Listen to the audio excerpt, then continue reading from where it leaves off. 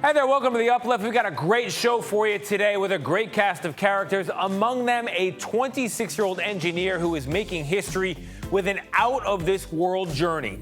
Also, a college student who saved her dad's life, what they discovered thanks to her class at school.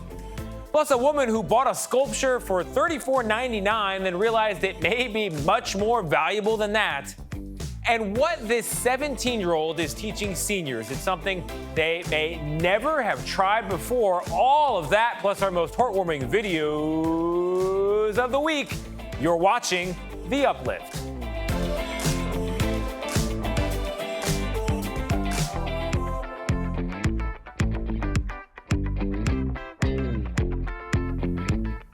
Hey there, welcome to The Uplift. I'm Tony DeCopo, your host. We're going to start with our most heartwarming videos of the week, beginning with this one. A science teacher named Jessica Luke, she told her class she was going to reveal who her favorite student was. Well, she said a photo of that student was in a box, and she had the kids come up to the box one by one and take a look inside. You can see the kids giggle when they take a peek. So, any guesses on who her favorite student really is? It's all of them. Inside the box, there's no photo at all, just a mirror. I love that one. Works every time. All right, Madison Mealy said she sent her husband out to buy a lawnmower, and despite having a gigantic yard, he came back with a teeny tiny mower.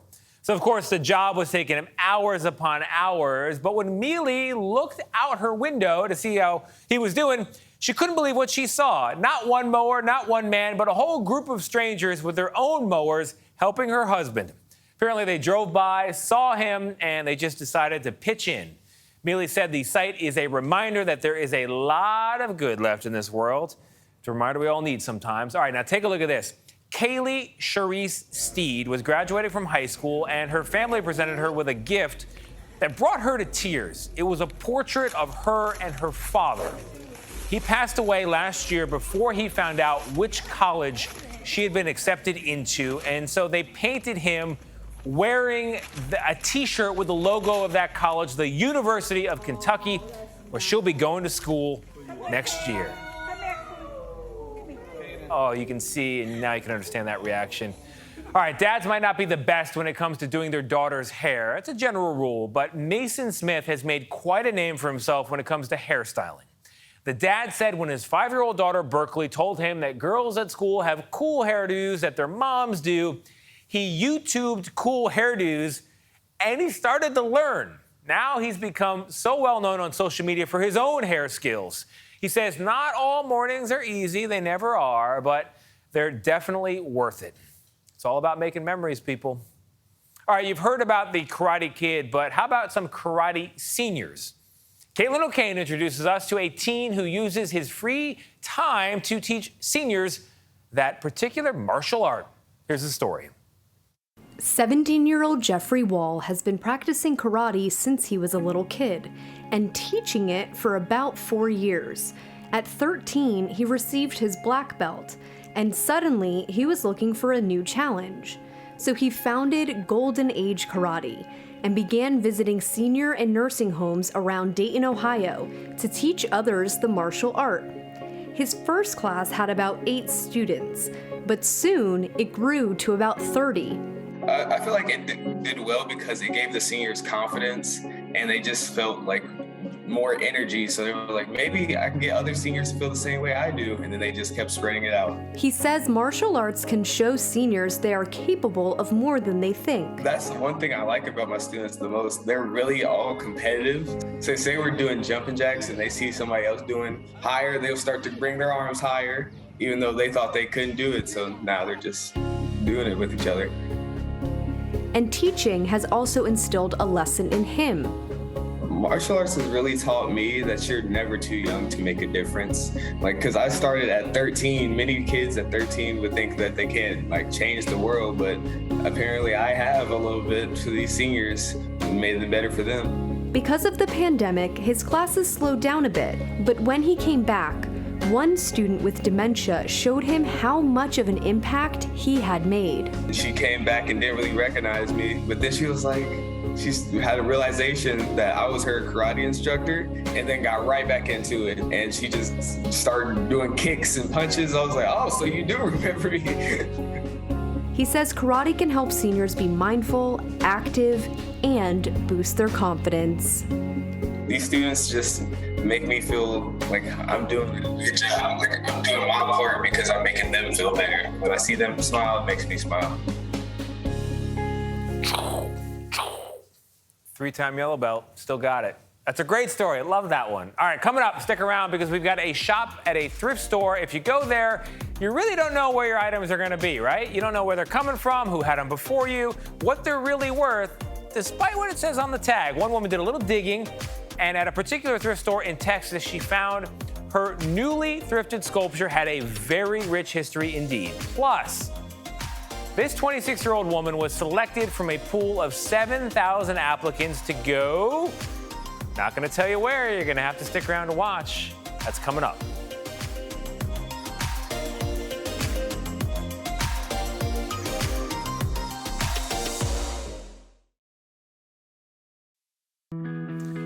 You may think that thrift stores are filled with antique items with unique histories, but not ancient history, right? Well, think again.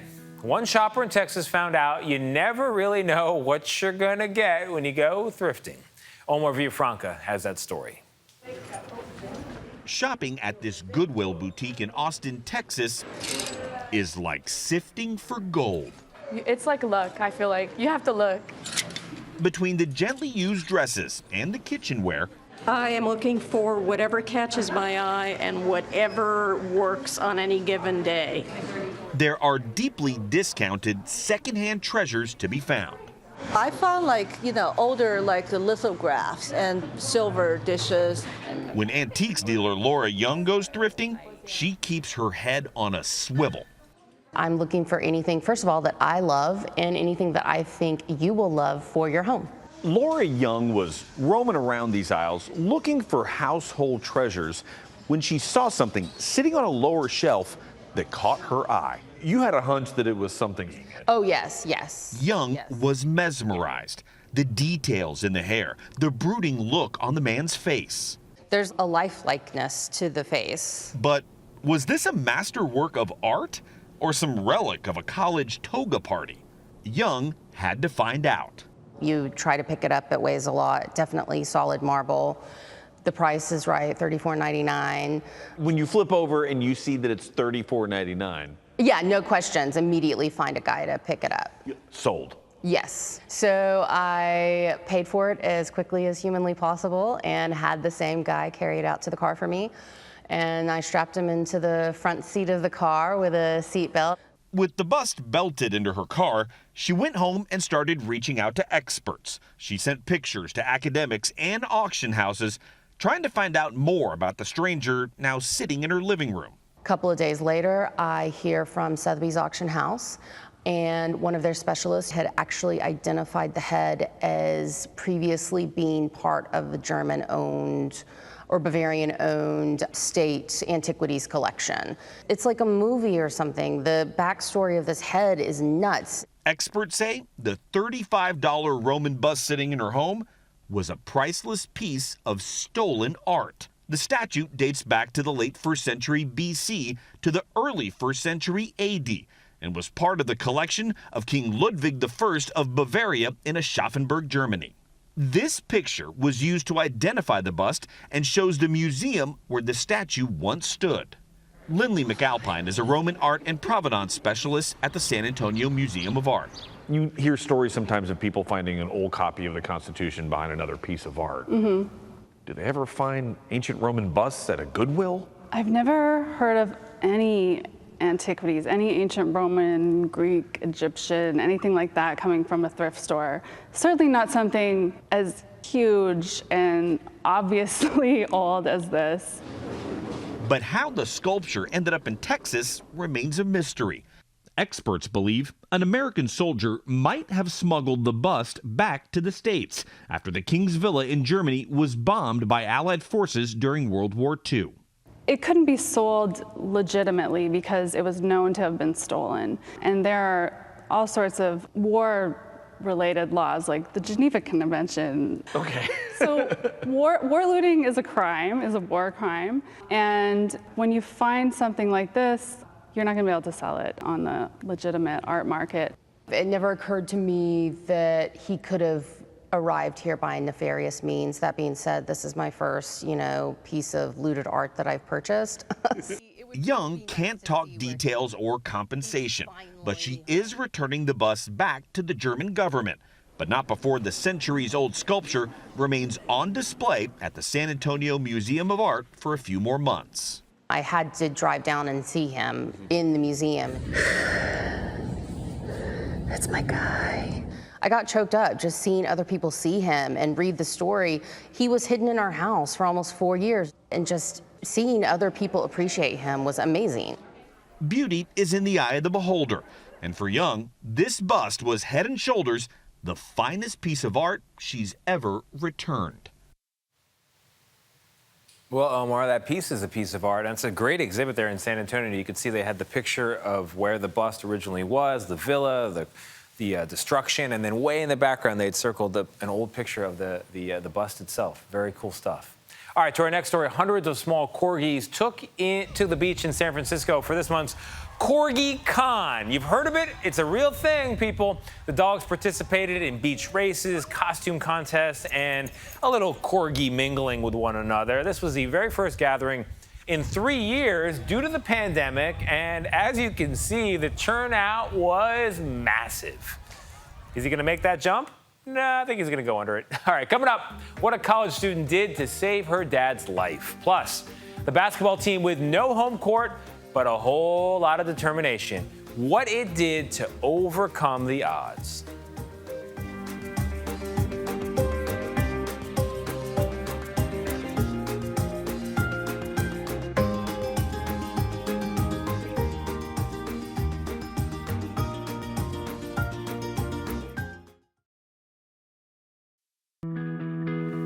College kids learn a lot in 4 years, but one student learned something that saved her father's life. Jen Crawford now has that story.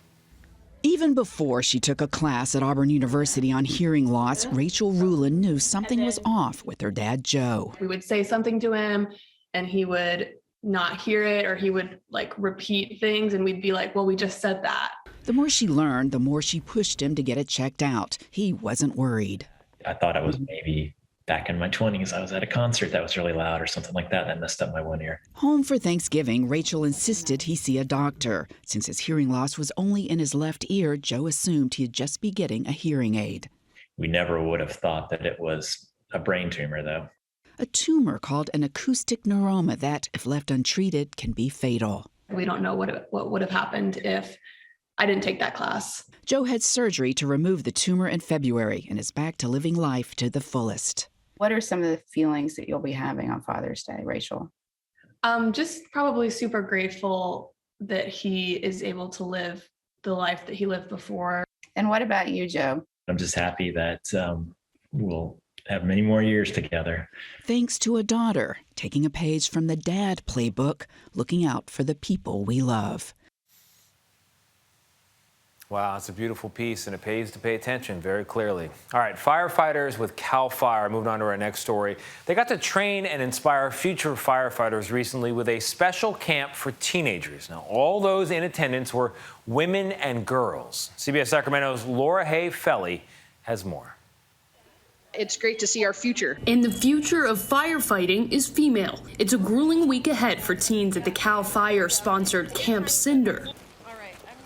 We're hosting an all-girls female camp to show them what it takes to be a female firefighter. CAL FIRE spokesperson Susie Brady tells CBS 13 the camp existed back in 2015, but was put on pause. But due to funding and commitment of the instructors, CAL FIRE volunteers firefighters to work the camp, but with a busy fire season and a short staff, they couldn't commit the same resources after the 2015 season. 2020, we wanted to bring it back, but then we had that COVID hit us. Brady and her staff didn't give up, garnering funding from private donations and agencies to bring the camp back in 2022. What are you guys doing? What are you teaching them? What are they learning? We're teaching them everything from leadership to wellness to wildland firefighting to structural firefighting. The camp includes young ladies ages 14 through 18 with aspirations to fight fire. We're getting our future firefighters ready for when we retire. CAL FIRE has a total of 9,768 employees.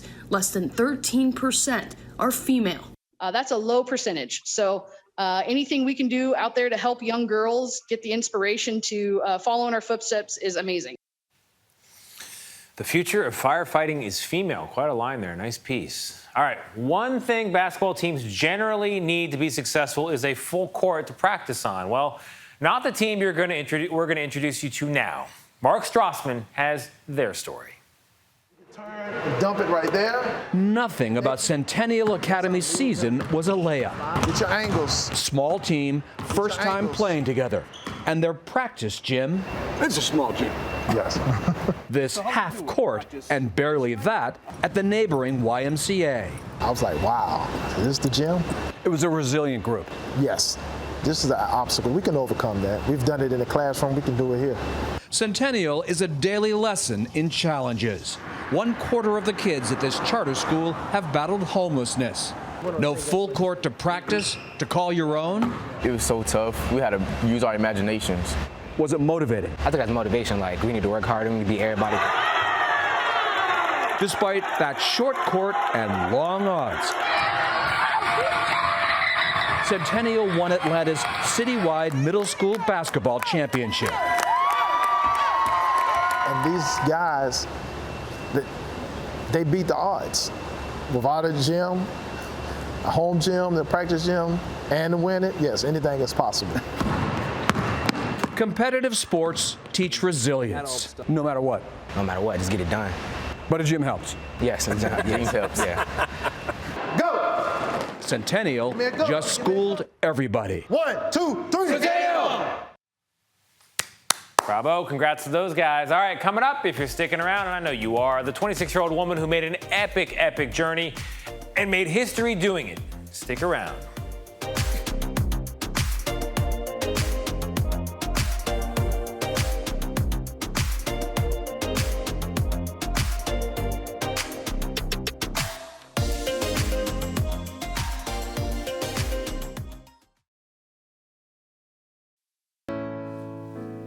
We now introduce you to a 26-year-old woman who made history, and not just here on Earth. Her accomplishment took her to new heights, literally speaking. Natasha Larno has the story. 26-year-old Katia Chazarreta recently made history as the first Mexican-born woman and one of the youngest women to fly to space. It's been my life's goal to reach the space industry and reach space. In early June, Jeff Bezos' Blue Origin rocket carried its 5th group of passengers to the edge of space, and Katia got an opportunity to apply for one of the 6 seats. When you apply for a trip to space, you don't really expect to get a trip to space. And I decided to just go for it. I'm the kind of person that will always take a shot, even if it looks impossible, because if you don't do it, then it will be impossible. Growing up, Katia's life was not always easy. She migrated to the U.S. from Mexico when she was 7, and when she was just a teenager, she would help her single mom raise her 3 siblings. She worked at McDonald's and many other jobs to help support her family, and she hopes her accomplishments have an impact. We are now seeing a lot of little girls vocalizing and verbalizing that this is what they want too. And when I was a little girl and I would say these things, I was constantly being told that it was a ridiculous idea because of how unrealistic it is. And so being able to provide these young women and girls with an example of, no, it's not unrealistic, it's actually something that is real and possible and can happen to you, that is the reason why this was so important for me to do. Katya was selected for the trip by a nonprofit from a pool of more than 7,000 applicants from more than 100 countries based on her outstanding achievements. I remember I have never been as nervous in my entire life. My hands were shaking. I could not sleep for days. The flight took Katya and 5 other people 62 miles above the Earth's surface, giving them a few minutes of weightlessness before coming back to Earth. This experience was absolutely incredible. The trip up was the most fascinating experience because a lot of us are used to traveling this way. But when you're in a rocket, you're going up this way, and that feels very strange. And you have these massive windows to your side, and the view is just beautiful. Moments later, your capsule is going through separation from the rocket. You're experiencing microgravity for the first time. And you look out the window and you see a planet.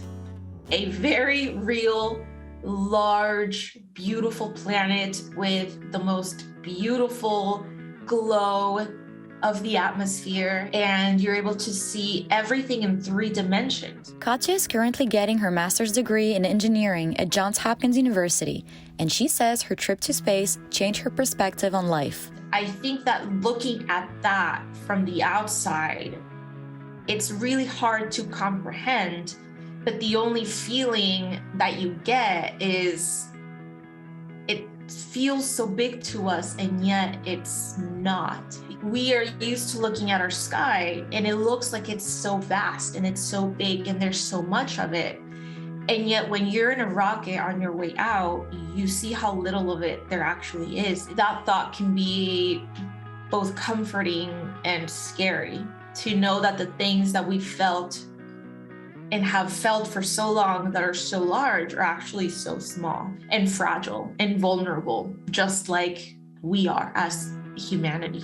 I think that I came back as a much more understanding and patient human. Before starting her master's degree, Katya used to intern at NASA. She did such a great job that they offered her a full-time job after graduation. It wasn't enough for me to have made it because I was looking around and I wasn't seeing many people who looked like me, women of color, or women even just in general, in some of these spaces, because I wanted other women and other people of color who are interested in doing the same things that I've been doing to know that one of us has made it and it is possible, and I want to show you how I did it. And despite all of her accomplishments, Katya still has big dreams. I would love to go to the moon, so I am going to see how I make it happen, but I'm going to make it happen. Katya, I believe it. If you want to make it happen, you can definitely get it done. That's quite an inspiring story to end on. And that is our show, ladies and gentlemen. I hope it brightened your day. I hope it lifted you up. If it didn't, go ahead and press play one more time. Watch it again. It's totally free. Meantime, I'll see you next week. Gonna look for some more good news.